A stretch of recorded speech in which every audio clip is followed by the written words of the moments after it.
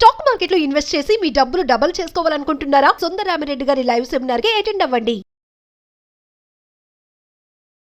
నమస్తే రమగారు. నమస్తే జయ. రమగారు, ఏదైనా మంచి కథ చెప్తారా?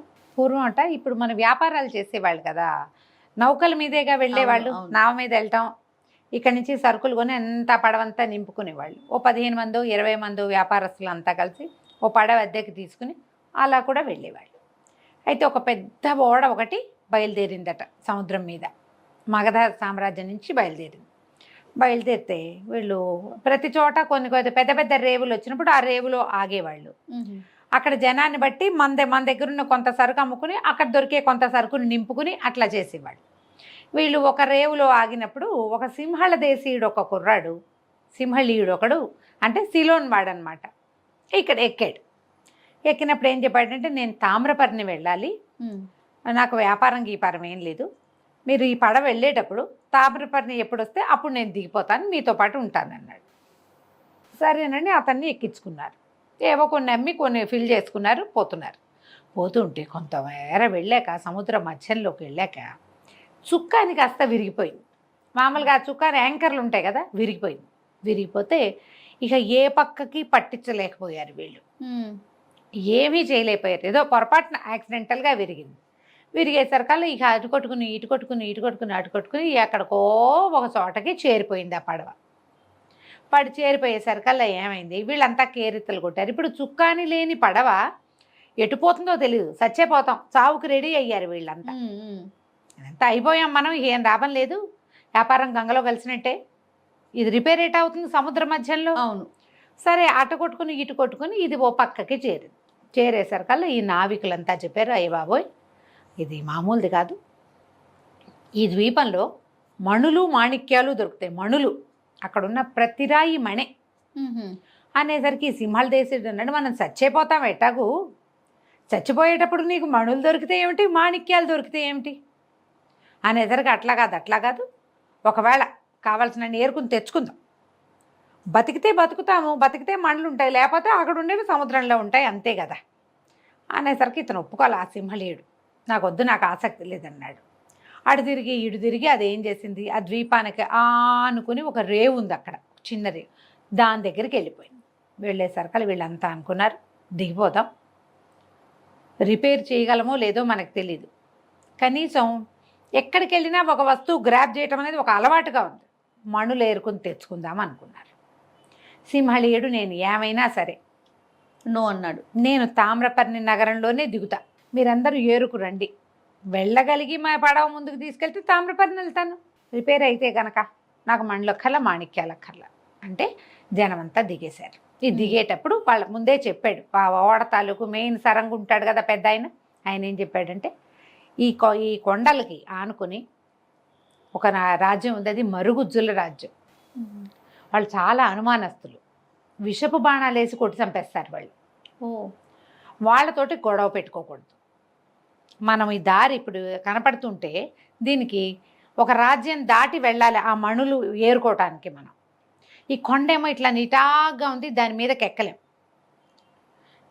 దీని మీద నుంచి అటు అవతల వైపు కొండలకి మెట్లున్నాయి, ఆ మెట్ల దారికి మరుగుజ్జులు కాపలాగా ఉంటారు, అక్కడ నిశ్శబ్దంగా ఉండాలి, ఆజ్ఞలు ఫాలో అవ్వండి, అంతా మరుగుజ్జులే ఇక్కడ ఉన్న వాళ్ళంతా. మరుగుజ్జులు అంటే వీళ్ళు ఇంత ఎత్తుంటారు, మన 6 అడుగులు ఉంటారు కదా, నావికులు అంటే బలమైన వాళ్ళే ఉంటారు అందరూ, ఇందులో బలహీనులు పొట్టి వాళ్ళు తక్కువ ఉన్నారు. మరుగుజ్జులు అంటే పుచ్చిపుచ్చిగా ఉంటారు కదా, డ్వార్స్ కింద ఉంటారు, అయినా కూడా వాళ్ళ దగ్గర ఉన్న విషపు బాణాలతోటి కొట్టేస్తారు వాళ్ళు. బాణానికి చిన్న ములుకు తగిలినా సూది తగిలినా దానికి విషం ఉంటే చచ్చిపోతాం, జాగ్రత్తగా ఉండాలంటే ఈ సింహళీయుడు అన్నాడు, మీరు అందరూ జాగ్రత్తగా బొండి, నేను పడవలోనే పడుకుంటాను అని చెప్పి పడవలో ఉండిపోయాడు. ఏదో ఒక చేతికి అందింది తిన్నాడు, ఒక పక్కన కాళ్ళు దాపుకుని పడుకున్నాడు. ఈ మొత్తం గుంపంతా దిగారు, నావికుల గుంపంతా, సరంగు ప్లస్ మిగిలిన వాళ్ళు నడవటం మొదలుపెట్టారు. మన నీళ్ళ దగ్గర దిగాక కొంతమేర ఇసుక ఉంది, తర్వాత ఏవో రాళ్ళు రప్పలు గీళ్ళు ఉన్నాయి, అడన్నీ మణులే ఉంటాయట, అవి వీళ్ళ ఆశ. అక్కడ ఉంది మణిద్వీపం ఉంది, అక్కడ ఆ ద్వీపంలో అన్ని రాళ్ళు మణులే. ఇక వెళ్తూ ఉంటే వీళ్ళు మెట్ల దారికి వెళ్ళారు. ఇదంతా దాటి ఇసుక పర్రలు చిన్న మెట్ట పల్లం అన్నీ దాటాక వీళ్ళు మెట్ల దారి పట్టేసరికి అక్కడ వీళ్ళకి మరుగుజ్జులు కనపడ్డారు. కనపడేసరికల్లా మరుగుజ్జుల కేకలు పెట్టారు, ఆగండి ఆగండి, ఎవరు మీరు, ఎందుకు వచ్చారంటే మా పడవ పాడైపోయింది, మరి దాన్ని రిపేర్ అవ్వలేదు, ఈ పక్కకి పట్టింది, అందుకని మేము వచ్చామన్నారు. అనేసరికల్లా సరే వీళ్ళు అన్నారు, మేము మా రాజుగారి దగ్గరికి తీసుకెళ్తాం, మరుగుజ్జులు. మరుగుజ్జులు మా రాజుగారి దగ్గరికి తీసుకెళ్తాం, రాజుగారు ఏం చెప్తే అది చేస్తాం, మీ అందరికీ కళ్ళకు గంతలు కడతామన్నారు. అంటే మీ పడవ ఎక్కడుంది అని అడిగితే ఫలానా చోట ఈ దారి మొదట్లో ఉంది అని చెప్పారు. వీళ్ళు కళ్ళకు గంతలు కట్టి వీళ్ళని తీసుకెళ్తూ ఉండగా మిగిలిన వాళ్ళంతా, ఇప్పుడు వీళ్ళేమో వాళ్ళంతా పొట్టివాళ్ళు కదా, ఈ గట్టంతా ఎక్కి చూస్తే వీళ్ళు పడవ ఎక్కడుందని చెప్పారో అక్కడ పడవ గత్త లేదు. ఓ, వీళ్ళు పడవ అక్కడే పెట్టొచ్చారు, దానికి చుక్కాని లేదు, నేలకేసి యాంకర్ గుచ్చి ఆపడానికి. అది వెళ్ళిపోయింది. అది అక్కడ పెడితే అది ఏమైంది, ఈ ద్వీపానికి చుట్టుగా, ఈ మణి ద్వీపానికి చుట్టూతా ప్రవాహం ఉంది. అది అలాగా గాలికి ప్రవాహంలో పడి, ఇప్పుడు నీరు కదులు, ప్రవాహం అంటే వెళ్తోంది, నీరు వెళ్తుంటే పడవ ఏమవుతుంది, చల్లగా తిరిగి వెళ్ళిపోతుంది. వీళ్ళు ఇదంతా నడిచే లోపల ఆ పడవ ఆ ప్రవాహపు వేగానికి అందులోకి వెళ్ళి, అది పెద్ద స్పీడ్గా లేదు, ఒక మాదిరిగా ఉంది, కానీ పడవ ఖాళీగా ఉంది, మనుషులు కూడా లేరు కదా అందులో, మనుషులు లేరు, దాని పక్కకి జరిపే నాదుడు లేడు, అందులో ఉన్నవాడు నిద్రపోతున్నాడు. అది ఓ పక్కకి ప్రవాహం వైపుకి జరిగిపోయి చల్లగా తిరిగి దానికి అవతల వైపు నైరుతి వైపున ఒక రేవు ఉంది. ఆ రేవు దగ్గర ప్రవాహానికి ఒక అడ్డుకట్ట వేసి పెట్టారు. ఇది చల్లగా అటు తిరిగిపోయి వీళ్ళందరూ ఆ నడిచినంతసేపు అది నడిచింది.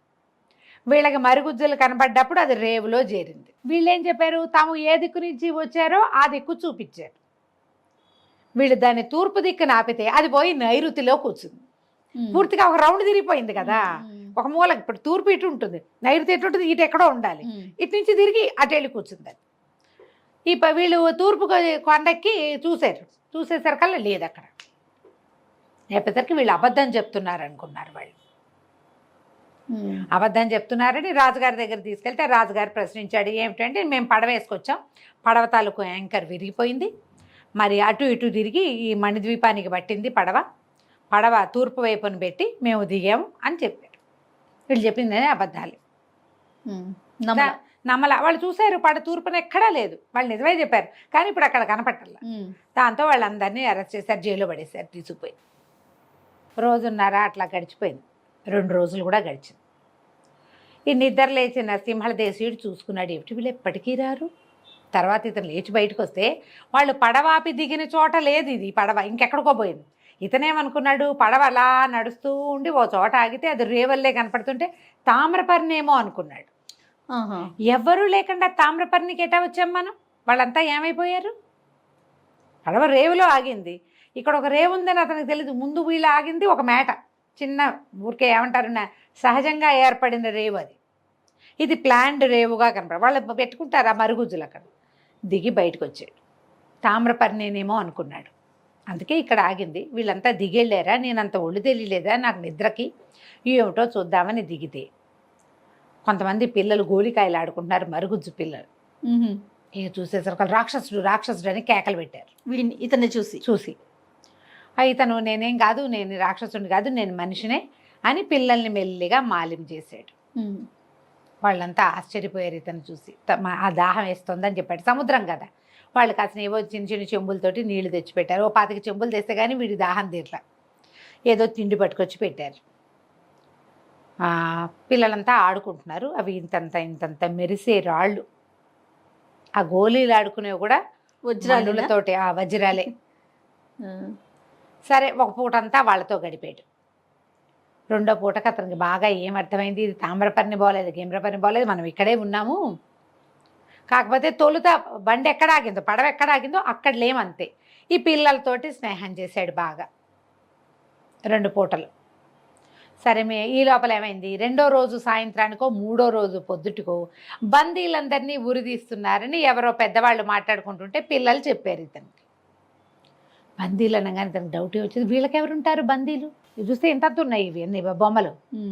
అడిగాడు ఎవరు ఏమిటి అని అడిగేసరికల్లా మొన్నెవరో వచ్చారు, బోళ్ళంతమంది, ఇంతంత బలశాలు, నీలాగానే ఎత్తుగా ఉన్నారు, ఇలాంటి బట్టలే కట్టుకున్నారు, వాళ్ళందరినీ బంధించాము, వాళ్ళు అబద్ధాలు చెప్పారు, వాళ్ళు నిజం చెప్పలేదు, వాళ్ళని అరెస్ట్ చేశారు, వాళ్ళని ఉరితీస్తున్నారు. ఇప్పుడు ఏం చేశాడు, సరే ఇప్పుడు రాజును చూస్తానని అడిగాడు. అతనికి అర్థమైంది, తనని తీసుకొచ్చిన వాళ్ళే బందీలుగా ఉన్నారు. సరే రాజుగారి దగ్గరికి ఈ పిల్లల తాలూకు నాన్నలు తాతలు వాళ్ళు వీళ్ళు ఇతన్ని తీసుకుపోయేసరికి ఇతను కనపడంగానే ఆ రాజుగారు కూడా అరిచి కేకలు పెట్టాడు. వీడు కూడా వాళ్ళలాంటి వాడేంటి, ఇతను ఏం చేశాడు, ఒక్క అడుగు వాళ్ళందరి దగ్గర ఇట్లా బరిసెలు బల్లెలు ఉన్నాయి కానీ అన్నీ ఇంతంత బొమ్మలేగా. తను 2 అడుగులు స్పీడ్గా వేసి చటుక్కన రాజుగారిని పట్టేసుకుని నువ్వు ఏ బందీలనైతే నువ్వు బంధించావో వాళ్ళని వదిలిపెడితేనే నిన్ను వదులుతా, లేకపోతే నిన్ను వదిలిపెట్టిన మెడ విరిచేస్తాను అనేసరికి కేకలు పెట్టాడు. అందరి దగ్గర విషబాణాలే ఉన్నాయి. విషబాణం వేస్తారు, సరే ముందు రాజుగారు అయిపోతాడుగా. అదే కదా. అందరూ అరిచర్చి కేకలు పెట్టేసరికల్లా సరే ఇతను అన్నాడు, మేమేం చేయటానికి రాలేదు, వాళ్ళు అబద్ధం కూడా చెప్పలేదు, తూర్పున ఆపి వచ్చాం, ఒక చుక్కాని విరిగిపోయింది, కావాలంటే మా పడవ నీకు చూపిస్తాను రా అని చెప్పి ఆ రాజును మోసుకుంటూ తీసుకుపోయాడు పడవ దగ్గరికి. పడవల సామాన్లు ఉన్నాయి, దానికి చుక్కాని లేదు. సరే రాజు అన్నాడు, నీకేం కావాలన్నాడు. ముందు ఇది రిపేర్ చేయొచ్చు మాకు అనగానే 100-200 మంది వెళ్ళి 4-5 కర్రలు తీసుకొచ్చి దానికి కావాల్సినట్టుగా ఏదో ఏర్పరిచారు.